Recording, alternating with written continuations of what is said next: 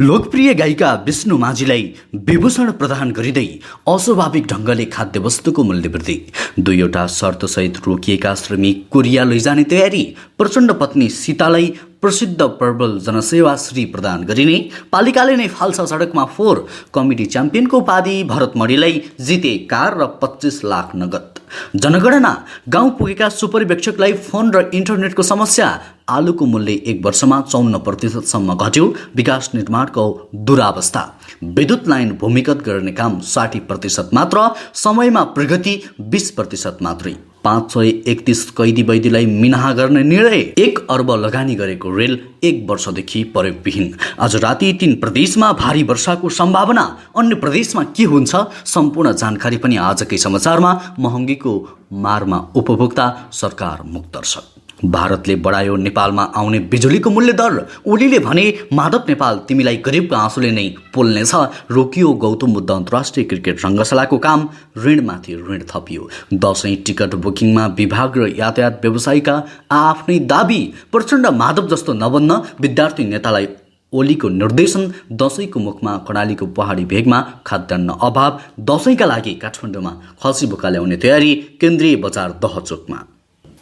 दर्शकवृन्द नमस्कार, YouTube channel info खबरमा तपाईँलाई हार्दिक स्वागत छ। म सन्तोष कठायत आज पनि केही महत्त्वपूर्ण दिनभरका काम लाग्ने समाचारको साथमा उपस्थित भइसकेको छु। पुरा समाचार अत्यन्तै धेरै महत्त्वपूर्ण भएकाले अन्तिमसम्म हेरी समाचारलाई लाइक गर्न, कमेन्ट गर्न र साथीभाइमा सेयर गर्न पनि नबिर्सिनुहोला। साथै हाम्रो समाचारलाई कुन ठाउँबाट यति बेला हेरिरहनु भएको छ कमेन्टमा सबैजनाले जानकारी गराउनुहोला। समाचारको सुरुमा विष्णु माझीको प्रसङ्ग। नेपाली लोक तथा दोहोरी गीतमा सर्वाधिक चर्चित र लोकप्रिय गायिका विष्णु माझीलाई सरकारले विभूषण प्रदान गर्ने भएको छ। सरकारले हरेक वर्ष संविधान दिवसका अवसरमा राष्ट्रिय हितमा योगदान गरेका विभिन्न क्षेत्रका दिग्गजहरूलाई विभूषणबाट सम्मान गर्दै आएको छ।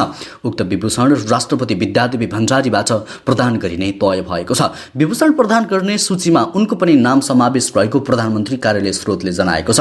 त्यस्तै नेपाली राष्ट्रिय फुटबल टिमका कप्तान किरण सेम्जुङ, नेपाली राष्ट्रिय क्रिकेट टिमका कप्तान ज्ञानेन्द्र मल्ल, नायिकामा भने केकी अधिकारीलाई पनि विभूषण प्रदान गरिने भएको छ। यसपटक विभूषित हुने सम्भवतः उनी एक्लै गायिका हुन्। दर्शकवृन्द, विष्णु माझीको सन्दर्भमा तपाईँ के भन्न चाहनुहुन्छ? उनलाई बधाई तथा शुभकामना व्यक्त गर्न नबिर्सिनुहोला। त्यसैगरी अब अर्को समाचार। रोजगार अनुभूति प्रणाली EPS अन्तर्गत कोरिया जान नपाएका नेपाली युवालाई 2वटा शर्तसहित लैजाने सम्बन्धमा तयारी सुरु भएको छ। कोरियन पक्षले नेपालबाट सिधा उडान र कडा स्वास्थ्य मापदण्ड पूरा गरिएका रोकिएका 10,000 भन्दा बढी युवालाई कोरिया लैजाने गरी तयारी भएको बताइएको छ। कोरियाबाट फर्केका श्रमिकहरूको सङ्ख्या अङ्कुर नेपाल, वैदेशिक रोजगार विभाग EPS शाखा नेपाल र मानव संसाधन विकास बोर्ड कोरिया बीच यस विषयमा छलफल भएको थियो। EPS अन्तर्गत रोकिएका नेपाली युवालाई रोजगारीका लागि कोरिया जाने वातावरण बनाउन नेपाल र कोरिया बीच निरन्तर छलफल पनि भइरहेको छ। त्यसैगरी अब अर्को समाचार। बजारमा अस्वाभाविक ढङ्गले खाद्यवस्तुको मूल्य वृद्धि बढेको छ। बढ्दो महँगीले उपभोक्ता मारमा परेका छन्। मौसमी तरकारीदेखि तेल, दाल, चिनी लगायत दैनिक उपभोग्य वस्तुको मूल्य बढेकाले भान्सा महँगिएको हो। हरेकको भान्सामा चाहिने तेल, गेडागुडी र दालको मूल्य आकाशिएको छ। तेलमै प्रति लिटर 90 रुपियाँदेखि गेडागुडीमा 40 रुपियाँसम्मको मूल्य बढ्दा उपभोक्ता मारमा परेका छन्। त्यसैगरी अब अर्को समाचार। सरकारले संविधान दिवसको अवसरमा प्रदान गर्ने विभिन्न मान पदवी र विभूषणमा प्रचण्ड पत्नी सीता दाहाल पनि परेकी छन्। यो वर्ष मान पदवी र विभूषण हुने 903 जनाको लिस्टमा सीता दाहाल पनि परेकी हुन्। मन्त्री परिषदको बैठकबाट सिफारिसमा परेकी सीता दाहाललाई प्रसिद्ध प्रबल जनसेवाश्री प्रदान भएको छ। सिफारिसमा परेका सबैको आजै राष्ट्रपति कार्यालयमा सम्मानको कार्यक्रम पनि राखिएको छ।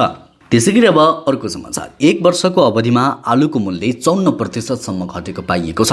कालीमाटी फलफुल तथा तरकारी बजार विकास समितिको दैनिक मूल्य सूचीमा उल्लेख भए अनुसार गत वर्षको यसै अवधिको तुलनामा अहिले आलुको मूल्यमा उक्त कमी आएको हो। यस वर्ष आन्तरिकका लागि साथै बाह्य बजारबाट पनि पर्याप्त मात्रामा आपूर्ति भइरहेकोले गत वर्षको तुलनामा आलुको मूल्य घटेको बताइएको छ। समितिको तथ्याङ्क अनुसार गत वर्षको यस अवधिमा भारतीय रातो आलुको मूल्य प्रति किलो 59 रुपियाँ रहेको थियो। उक्त मूल्य यस वर्ष 54%ले घटेर प्रति किलो 27 रुपियाँमा सीमित भएको छ। त्यसैगरी अब कमेडी च्याम्पियनको प्रसङ्ग। कमेडी च्याम्पियन सिजन 2 को उपाधि भरत मणि पौडेलले जितेका छन्। उत्कृष्ट प्रस्तुति दिँदै टप 3 मा पुगेका ताप्लेजुङका पौडेल उपाधि चुम्न सफल भएका हुन्। कमेडी च्याम्पियनको फिनाले शनिबार सम्पन्न भएको थियो। उक्त फिनालेमा दर्शकहरूबाट सबैभन्दा बढी भोज पाएका पौडेललाई आयोजकले विजेता घोषणा गरेको थियो। उपाधि जितेसँगै उनले डाटसनको एक थान कार र नगद 25 लाख प्राप्त गरेका छन्। सामाजिक र राजनीतिक विषयलाई कन्टेन्ट बनाएर प्रस्तुति दिँदै आएका भरतमणि विजेता बन्नु अघि नै दर्शकमाझ लोकप्रिय बनिसकेका थिए। त्यसैगरी अब अर्को समाचार। संविधान दिवसको अवसरमा 531 जना कैदीलाई थुना मुक्त गर्ने निर्णय भएको छ। राष्ट्रपति विद्यादेवी भण्डारीले संविधान दिवसको अवसरमा 531 जनाको कैद माफी मिनाहा गरेकी हुन्। मन्त्री परिषदको भदौ 29 मा कैद मिनाहा गर्न सिफारिस गरेको थियो। सो सिफारिसका आधारमा आइतबार लागू हुने गरी कैद माफी गरिएको राष्ट्रपतिको कार्यालयले हामीलाई जनाएको छ। त्यसैगरी अब अर्को समाचार। पूर्व पश्चिम राजमार्गको चन्द्रनिगाहपुर चोकमा झण्डै 19 किलोमिटर दक्षिणतर्फ गरुडा नगरपालिका पर्छ। त्यहाँ जाने सडक खण्डमा नगरपालिकाका क्षेत्रबाट सङ्कलन गरिएको फोहोर जताततै फ्याँकिएको छ। नगरपालिकाले मुख्य सडकलाई नै डम्पिङ साइट जस्तै गरेर प्रयोग गरेको छ। फोहोर मैला व्यवस्थापनका नाममा दिनहुँ नगर क्षेत्रको फोहोर ल्याएर सडकमै फ्याँक्ने गरेको छ। त्यही आगो लगाएर वातावरण दूषित पार्ने काम भइरहेको छ। सडकको आडैमा फोहोर फालेर भनेर जनप्रतिनिधि र स्थानीयले डम्पिङ साइट बनाउन माग गर्दै आएका छन्, तर नगरपालिकाले नै व्यवस्था गरेको स्थानीयको भनाइरहेको छ। नगरपालिकाकी उपप्रमुख रङ्गिला देवीले यस्तो बताउनुभयो। त्यसैगरी अब रेल प्रयोगविहीन भएको प्रसङ्ग। नेपालले झण्डै रु 1 अर्ब लगानी गरेर किनेको रेल 1 वर्षदेखि प्रयोगविहीन अवस्थामा छ। भारतको रेल निर्माता कम्पनी कोकण रेलवे कर्पोरेसनसँग रेल किनेर ल्याएको शनिबार अर्थात् असोज 2 गते 1 वर्ष पुगेको छ। यसपटक रेल सञ्चालन गर्ने भनिए पनि बाका सरेको छ, तर रेल हालसम्म पनि प्रयोगविहीन अवस्थामा छ। पहिलो चरणमा भारतको जयनगरदेखि धनुषाको कुर्थासम्म 34 किलोमिटर, दोस्रो चरणमा धनुषाको कुर्थादेखि महोत्तरीको भङ्गहासम्म 18 किलोमिटर र तेस्रो चरणमा भङ्गहादेखि बर्दिवाससम्म 17 किलोमिटर गरी जम्मा 69 किलोमिटर रेलवे सेवा सञ्चालन गर्ने योजना रहेको छ। तर नेपालको तयारी फितलो हुँदा रेल ल्याए पनि उपभोगविहीन अवस्थामा पार्किङमा राखिएको छ। सरकारले अरब लगानी गरेर किनेका ती रेल कहिले चल्छन् भन्ने विषय अझै यकिन छैन। दर्शकबिन, यो कस्तो लापरवाही! 1 अर्ब लगानी गरेर सरकारको ढुकुटी सिद्ध्याउने, तर रेल अहिलेसम्म पनि सञ्चालन नगर्ने। त्यो रेल राख्दा राख्दै थोत्रिसक्यो। यस विषयमा तपाईँको धारणा के छ? कृपया कमेन्टमा आफ्नो प्रतिक्रिया व्यक्त गर्नुहोला। त्यसैगरी अब अर्को समाचार। राष्ट्रिय जनगणना 2078 अन्तर्गत सुपरिवेक्षक गाउँ गाउँमा पुगेका छन्। घरमूली र एउटै भान्सामा खाना खानेको प्रारम्भिक विवरण लिन गाउँ गाउँ पुगेका उनीहरूलाई एकातर्फ बाढी र पहिरोको त्रास छ भने अर्कोतर्फ सङ्कलित विवरण अद्यावधिक गर्न कठिन भएको छ। घरमूली सूचीकरणका लागि जिल्लाभरि 1696 सुपरिवेक्षक परिचालन गरिएको छ। स्थानीय वडा स्तरबाटै छनौट भएका सुपरिवेक्षक भए पनि बाढी पहिरो र असजिलो सडकले समस्या रहेको जिल्ला तथ्याङ्क कार्यालयका प्रमुख मुकुन्द शर्माले हामीलाई जानकारी दिनुभयो। गत भदौ 30 गते सुरुवात भएको सूचीकरणको काम यही असोज 18 गतेसम्म सञ्चालन हुनेछ। त्यसैगरी अब मौसम सम्बन्धी जानकारी। आइतबार राति मुलुकका केही स्थानमा भारी वर्षाको आकलन गरिएको छ। मौसम पूर्वानुमान महाशाखाका अनुसार राति प्रदेश नम्बर 1 बागमती र गण्डकीका केही स्थान र अन्य प्रदेशको थोरै स्थानमा हल्कादेखि मध्यम वर्षाको सम्भावना रहेको छ। तर प्रदेश नम्बर 1 बागमती र गण्डकीका 1-2 स्थानमा भारी वर्षाको समेत सम्भावना रहेको महाशाखाले जानकारी दिएको छ। सोमबार देशभर आंशिकदेखि सामान्य बदली रही धेरै स्थानमा वर्षाको सम्भावना रहेको छ। सोमबार राति बागमती, गण्डकी, लुम्बिनी, कर्णाली र सुदूरपश्चिम प्रदेशका केही स्थान र अन्य प्रदेशका 1-2 स्थानमा वर्षा आकलन गरिएको छ। त्यसैगरी अब टिकटको प्रसङ्ग। यस वर्षको दशैंका लागि मध्यम तथा लामो दूरीका बसको टिकट बुकिङ खुला गर्नेबारे अन्यल देखा परेको छ। यातायात व्यवस्था विभाग र यातायात व्यवसायीहरूबीच महामारीका कारण यात्रुको चापको बारेमा आफ्नै दाबी रहे पनि टिकट बुकिङबारे टुङ्गो लाग्न नसकेको बताइएको छ। दशैं मनाउन काठमाडौँबाट बाहिरिने यात्रुको चाप नहुने यातायात व्यवसायीको दाबी छ भने यातायात व्यवस्था विभाग भने यसपटक धेरैले खोप लगाएका कारण यात्रुको चाप बढ्नेमा ढुक्क देखिन्छ। विभागले तोकिएको भाडा दर र सिट एकिन गरेर मात्र टिकट खरिद गर्न यात्रुलाई सचेत पारेको छ। दर्शकवृन्द, यसपालि को घर फर्किँदै हुनुहुन्छ? विभागले तोकिए भन्दा बढी भाडा नदिनुहोला है त। त्यसैगरी अब अर्को समाचार। कर्णालीका हिमाली जिल्लामा महान चाड दशैंको मुखमा खाद्यान्न अभाव सुरु भएको छ। यो वर्षको दशैंसम्म कर्णालीका मुगु, डोल्पा लगायतका जिल्लामा खाद्यान्न अभाव हुने देखिएको छ। जिल्लामा भएका खाद्य संस्थान तथा व्यापार कम्पनी लिमिटेडका सबै डिपोहरूमा खाद्यान्न पर्याप्त मौजदात नभएपछि मुगुका सबै डिपो कार्यालय तथा बिक्री केन्द्रहरू रित्तिनुका साथै डिपो केन्द्र गमगढी बजारमा पनि खाद्यान्नको अभाव सुरु भएको छ।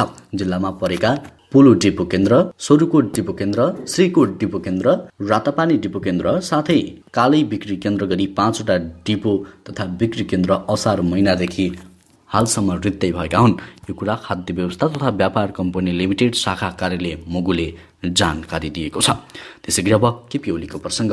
नेकपा एमालेका अध्यक्ष केपी शर्मा ओलीले पदका लागि विवाद नगर्न भन्दै नेकपा माओवादी केन्द्रका अध्यक्ष पुष्पकमल दाहाल प्रचण्ड र नेकपा एकीकृत समाजवादीका अध्यक्ष माधव नेपाल जस्तो नबन्न विद्यार्थी नेताहरूलाई निर्देशन दिएका छन्। शनिबार ललितपुरको च्यासल स्थित एमाले निकट अनेरा सुब्युको केन्द्रीय समितिको बैठकमा बोल्दै पदको लोभमा अहिले नपर्न सुझाव दिँदै प्रचण्ड नेपाल जस्तो नबन्न पनि अध्यक्ष ओलीले निर्देशन दिए। उनले भने एउटै पार्टीमा रहँदा प्रचण्ड र माधव कुमार नेपालले पदको मात्रै कुरा गरे। अहिले विद्यार्थी हुनुहुन्छ, पदको विवाद गरेर प्रचण्ड माधव जस्तो हुनुभयो भने तत्कालीन नेकपामा रहँदा मान सम्मानको कुरा गरेर प्रचण्ड र माधवले जहिले पनि पद मागेको अध्यक्ष ओलीको आरोप रहेको छ। त्यसैगरी अब अर्को समाचार। सामान्यतया काठमाडौँ उपत्यकामा दसैँका लागि भनेर मात्र 50,000 भन्दा बढी खसी बोका खपत हुने गर्छ। दसैँ आउन लगभग महिना दिन बाँकी हुँदा बजारमा खसी बोका भित्रिन थाल्छन्। घटस्थापनादेखि किनबेच हुन्छ। यही असोज 21 गति घटस्थापना हो। खसी बोका ल्याउने विषयमा चौपाया व्यवसायीहरूको छलफल हुन थालेको छ। केही दिनभित्र माग अनुसार खसी बोका काठमाडौँ ल्याउन सुरु हुने चौपाया खरिद बिक्री सङ्घले जनाएको छ। दसैँका लागि खाद्य व्यवस्था तथा व्यापार कम्पनीले खसी र च्याङ्ग्रा गरेर 3,000 वटा ल्याउने तयारी गरेको छ। कम्पनीले गत वर्ष 14वटा च्याङ्ग्रा 16वटा खसी खरिद बिक्री गरेको थियो। त्यसैगरी अब केपी ओलीको प्रसङ्ग। नेकपा एमालेका अध्यक्ष केपी शर्मा ओलीले एकीकृत समाजवादीका अध्यक्ष माधव कुमार नेपाललाई गरिबको आँसुसँग तुलना गरेका छन्। बुधबार रूपन्देहीमा आयोजित कार्यकर्ता भेलालाई सम्बोधन गर्दै ओलीले एमाले छाडेका नेताहरूलाई गरिबका आँसुले नै पोल्ने ठोकुवा गरे। एमाले अध्यक्ष नेकपा यसका अध्यक्ष आफ्नो पार्टी भत्काए, अन्य दलको सरकारलाई समर्थन गरेको भन्दै एमाले विरोधी जनविरोधी अपराधी भएको आरोप समेत लगाए। नेपालले पार्टीले ध्वस्त पारेको भन्दै उनले जनविरोधी अपराध भएको बताएका थिए। साथै ओलीले सरकारको विरोध गर्दै वर्तमान सरकारले विकासको काम देख्नै नसक्ने आरोप समेत लगाए। अब तेलको प्रसङ्ग। कोभिड-19 का कारण अन्तर्राष्ट्रिय बजारमा तेलको कच्चा पदार्थको मूल्यमा वृद्धि भएको छ। नेपालमा प्रशोधित तेलको मूल्य बढेको तेल उत्पादक सङ्घले जनाएको छ। नेपाल वनस्पति घिउ तेल उत्पादक सङ्घले आज एक विज्ञप्ति जारी गर्दै कोभिडपछि कच्चा पदार्थको मूल्यले दोब्बर हुने तथा खाने तेलको मूल्यमा पनि वृद्धि भएको जनाइएको छ। सङ्गठनका अनुसार सन् 2020 को अप्रिलमा प्रति मेट्रिक टन 589 अमेरिकी डलर रहेको अर्जेन्टिनाको क्रुड सोयाबिनको तेल 2021 को मेमा प्रति मेट्रिक टन 1363 पुगेको थियो। त्यसैगरी अब मूल्य वृद्धिको प्रसङ्ग। अबको 3 सातापछि दसैँ सुरु हुन्छ। दसैँ अर्थात् अधिकांश नेपाली जनताको प्रमुख चाड। दसैँपछि लगत्तै सुरु हुन्छ तिहार, त्यसपछि छठ। तर यी प्रमुख चाड नेपाली जनताका लागि सुखद बन्ने स्थिति देखिएन। बढ्दो महँगीको कारण अधिकांश जनता सहज ढङ्गले चाड मनाउन सक्ने अवस्थामा छैनन्। एकातिर कोरोना महामारीका कारण उपभोक्तासँग पैसा छैन, त्यसमा पनि दिन प्रतिदिन बढ्दो महँगी। यो अवस्थामा महँगी नियन्त्रण गर्न सरकारले पहल कदमी लिनुपर्ने हो। तर सरकार मुख दर्शक भन्दा जनता पनि मारमा परिरहेका छन्। दर्शकवृन्द, नेपाल सरकारलाई यस विषयमा के भन्न चाहनुहुन्छ कृपया कमेन्टमा आफ्नो धारणा लेख्नुहोला। हवस् त दर्शकवृन्द, अहिलेलाई केही महत्त्वपूर्ण र काम लाग्ने समाचारको सिलसिला यति नै। हरेक दिन बिहानै ताजा र सत्य समाचार हेर्नको लागि हाम्रो युट्युब च्यानल इन्फो खबरलाई सब्सक्राइब गर्नुहोला। हवस् त अहिलेलाई भने लगायत हाम्रो सम्पूर्ण टिमलाई बिदा दिनुहोस्।